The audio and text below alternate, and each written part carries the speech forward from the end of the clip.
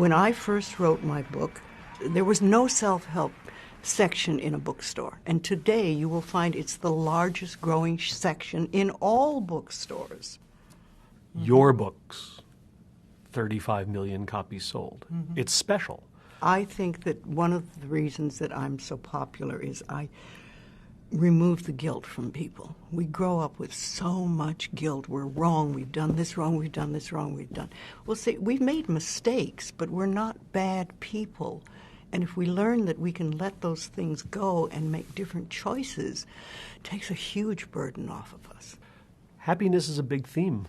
I'm really interested in what that word means to you. Well, happiness is choosing thoughts that make you feel good. It's really very simple. I feel good. I have a lot of energy. I know how to take care of myself. I choose the thoughts that make me feel good. So at 82, I have really good energy.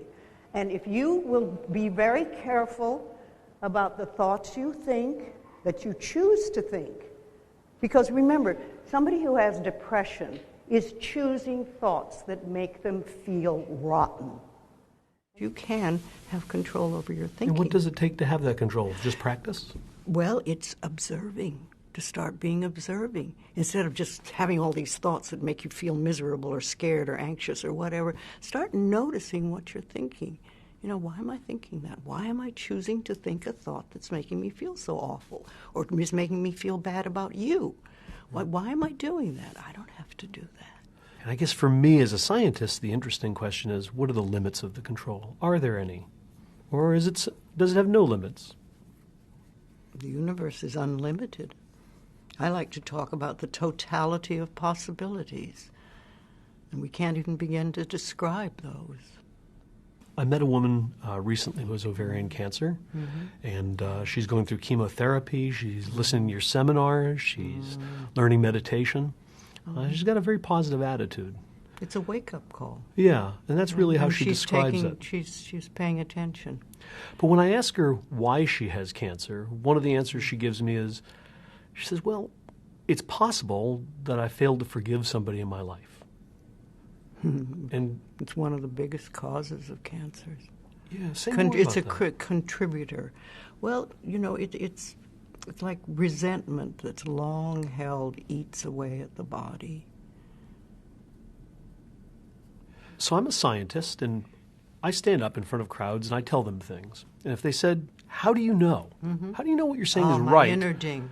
I would tell them, here are data. Let me show you the evidence. Let me show you the process by which I came to this conclusion. So how do I know? How does Louise know that what she's saying is right? It's right for me. But you're telling it to millions of people, and you're telling them it's right for them too. And I'm just wondering, how do you know? I tell them what's right for me. My inner ding, that's all I can say. Even if there were no proof for what you believed, or even if there was scientific evidence against it. Well, I don't believe in scientific evidence. I really don't, because it constantly changes. People, this is a scientific fact, and then 3 years later they're saying, oh no, that wasn't right. Well, this is the scientific fact. And it keeps changing. It's only for the moment. That's my belief. Is it an imperfect process, or is it one we should just discard entirely? I think it's part of a learning process, and science is fairly new. It hasn't been around that long. We think it's such a big deal, but it's, you know, it's just a way of looking at life, and we'll find another way.